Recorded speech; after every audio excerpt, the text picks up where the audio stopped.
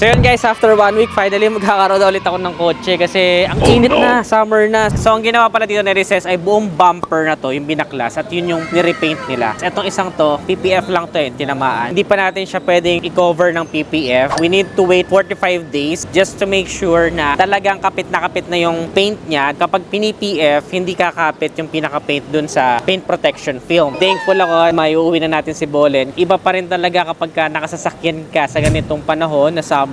Kasi nakamotor tayo ng mga past few days at talagang iba yung init na, medyo nakaka-heat stroke. So ang panawagan ko sa mga nakasasakyan dyan, when you see someone na nakamotorsiklo, always give way. Hanggat kaya natin silang pagbigyan natin kasi iba talaga yung init ng panahon ngayon. Nakarang araw lang, naitala na 45 degrees Celsius na yung pinakamainit. Mas prone talaga sa heat stroke. Kapag ganitong kulay yung sasakyan mo, medyo nag-absorb din kasi ito ng init Air condition pa rin naman yung loob natin pero mas hindi hirap palamigin yung loob ng sasakyan mo kapag naka-bright color siya. Parang konsepto rin ng damit, di ba? Kasi nagba-bounce back lang yung sunlight. Etong isang to actually meteoroid gray. Medyo nag-absorb siya ng sikat ng araw. And syempre, ingat-ingat na lang hanggat wala pang paint protection. Sa experience ko, kagaya dito sa may part dito, nag-auto heal naman siya. Ito kasi sumayad sa gutter. Yan ang problema kapag ang inyong sasakyan ay mababa. So yun lang, netizens. Ano masasabi niyo sa vlog na to? Comment niyo naman sa baba. Pinag-iisipan ko kung papalitan na rin ng mugs or maybe exhaust. Saan niyo kaya may re-recommend na magpakabit tayo niyan? Always keep it cool, Racy Always.